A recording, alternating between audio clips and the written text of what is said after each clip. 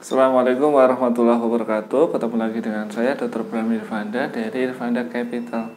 Kali ini kita akan bahas buku 100 Bagger karya Christopher Meyer. Jadi buku 100 Bagger ini sangat bagus, yaitu bagaimana menjelaskan prinsip-prinsip bagaimana kita mencapai 100 Bagger atau 100 kali lipat dari modal saham kita. Nah, kita sampai ke bab 3, yaitu Coffee Can Portfolio part ketiga. Jadi kemarin kita bahas beberapa reksadana yang diciptakan di tahun 1920-an dan 1930-an yang memegang saham-sahamnya itu jangkanya sangat panjang dan berhasil mengalahkan S&P 500. Jadi di part ini Meyer itu menjelaskan kalau ada perbedaan durasi rata-rata emiten yang ada di S&P 500. Kalau di tahun 1958 itu rata-ratanya selama 61 tahun. Jadi bagi Anda yang belum tahu S&P 500 itu indeks yang berisi 500 perusahaan terbesar di Amerika. Jadi kalau perusahaan kecil nggak bisa masuk sini.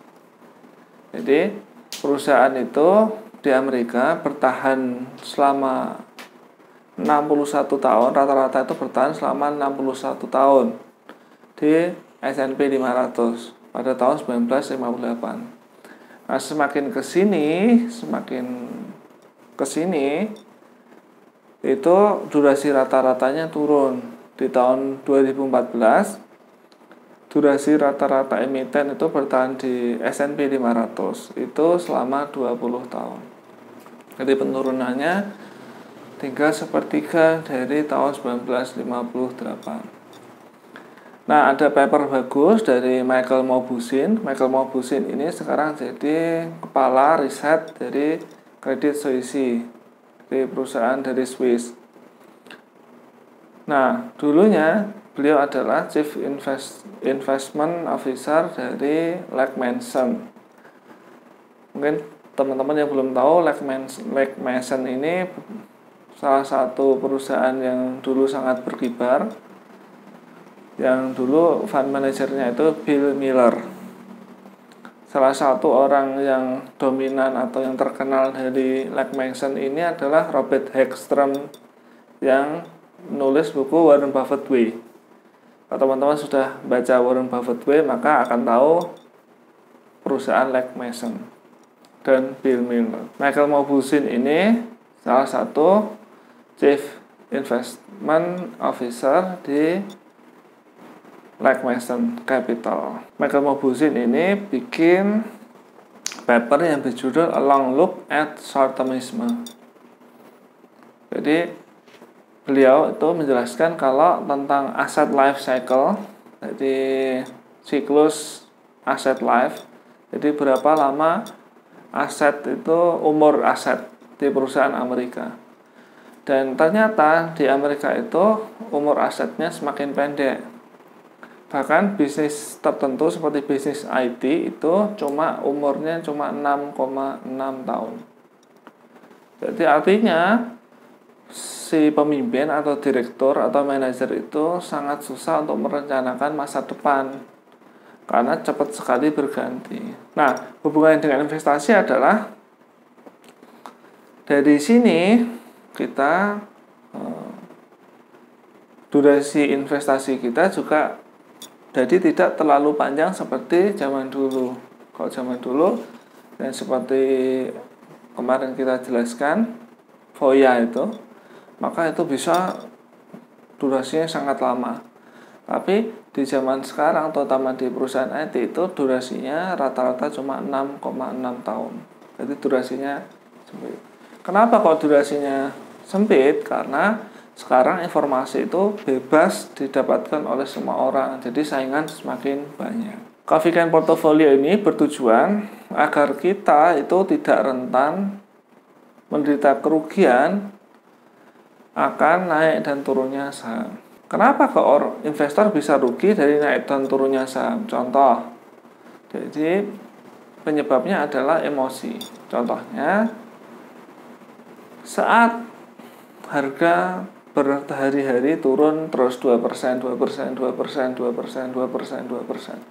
Di hari ke-7 maka orang-orang percaya, wah ini horor nih, mau turun banyak nih. Kayak di bulan Februari. Di Februari atau Januari di 2020. Terus ketika itu di bulan Maret, ketika sudah di dasar, orang-orang malah pada ketakutan untuk beli saham. Dan orang-orang jadi sangat bergairah untuk beli saham malah ketika sedang mahal-mahalnya. Contoh bulan Januari 2021. Seharusnya investor itu berlaku sebaliknya. Jadi ketika harga murah, dia harus banyak membeli. Ketika harga mahal, dia harus menjual. Tapi karena emosi menguasai mayoritas investor atau trader, yang terjadi adalah sebaliknya. Nah, contoh, ini dari Mayer memberi contoh perusahaan Apple. Jadi Apple semua orang sudah tahu, iPad, iPhone, dan lain-lain. Nah, Apple itu dari IPO 1980 sampai 2012 itu naik 225 kali. Tapi kalau kita lihat, mungkin kalau kita lihat mendengar naik 225 kali, kita akan wow, keren gitu ya. Tapi perjalanannya seperti ini. Jadi Apple ini turun 80% sebanyak 2 kali. Jadi dari harga turun 80% ke bawah itu sebanyak 2 kali. Terus di tahun 2008 itu turun 60%. Bayangkan.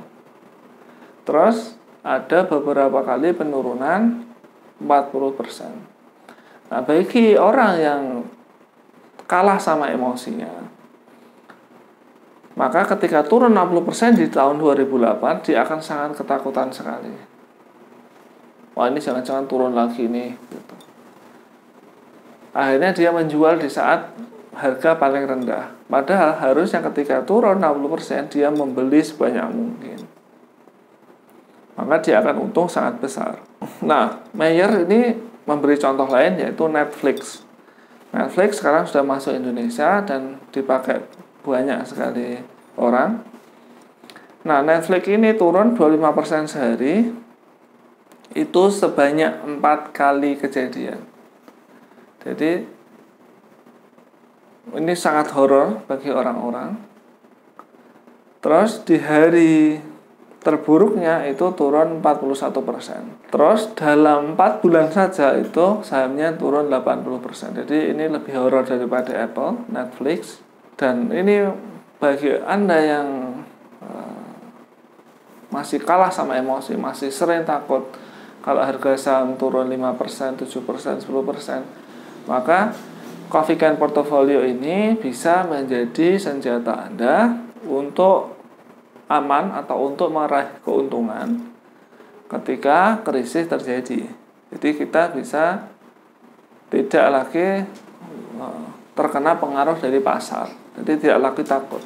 Dari contoh ini, dari penurunan Netflix dan Apple ini ada satu pelajaran, yaitu jangan pernah membeli satu saham dengan seluruh harta kita.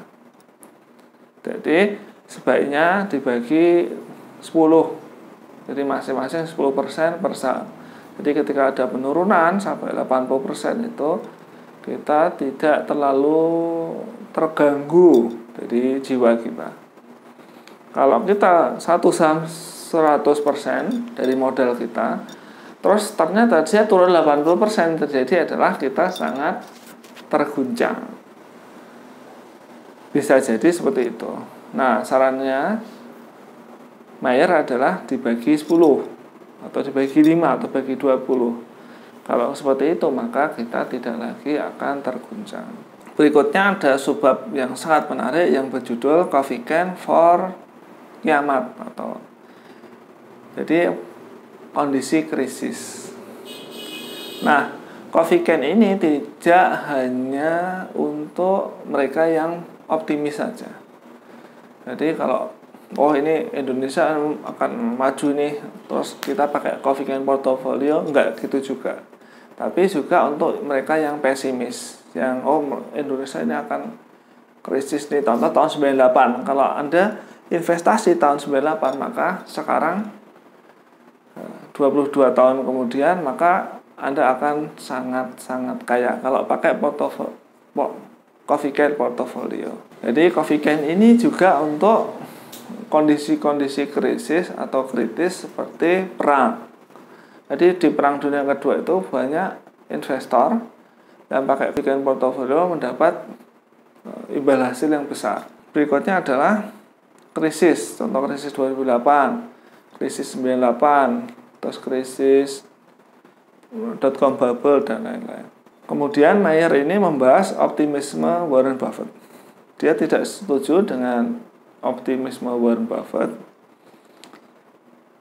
karena menurut Mayer, Warren Buffett itu beruntung hidup saat Amerika itu sedang mengalami masa puncak peradaban. Jadi ketika Warren Buffett hidup itu Amerika jadi rajanya dunia.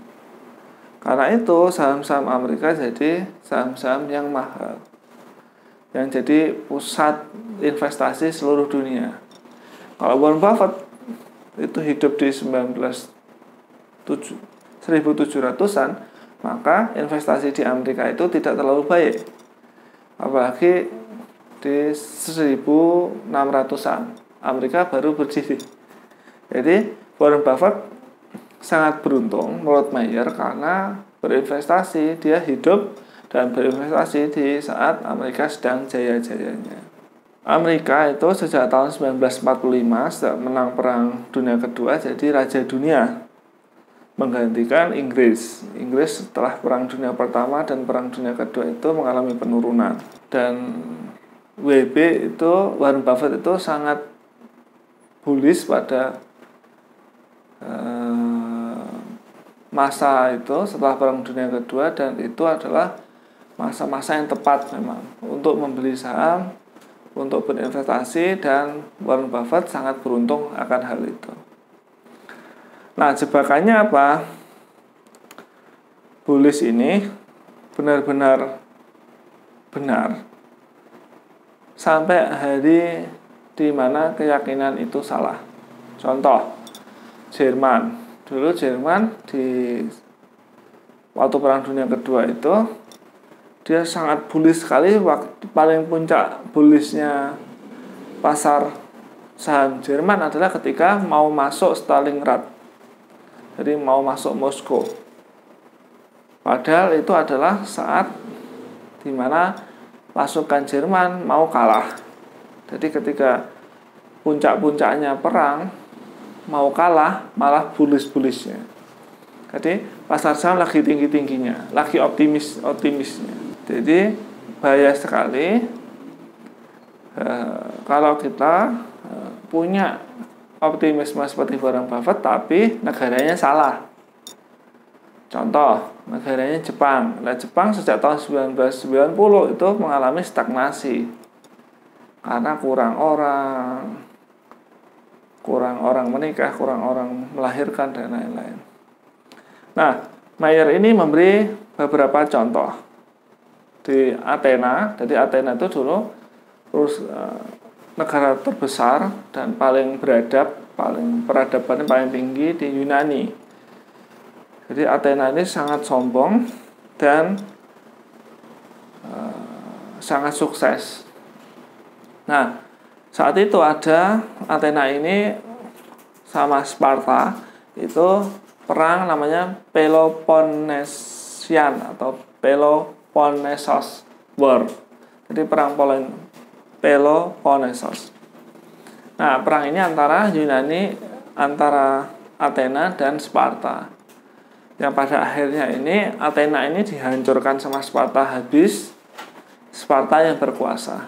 Nah, kalau kita optimisnya ke Athena, maka di awal perang ini yang terjadi apa? Kita akan habis. Nah, seperti itu. Itu yang ditekankan Mayer untuk kita pikirkan.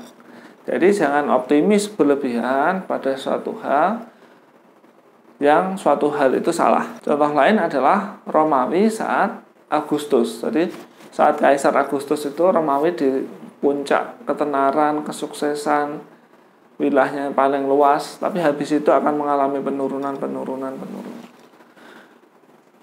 Terus Uni Soviet di 1980 atau sebelumnya. Jadi Uni Soviet itu tahun 1980-an itu mulai mengalami krisis, terus pecah di 1989. Jadi 3 contoh ini hancur setelah masa puncak.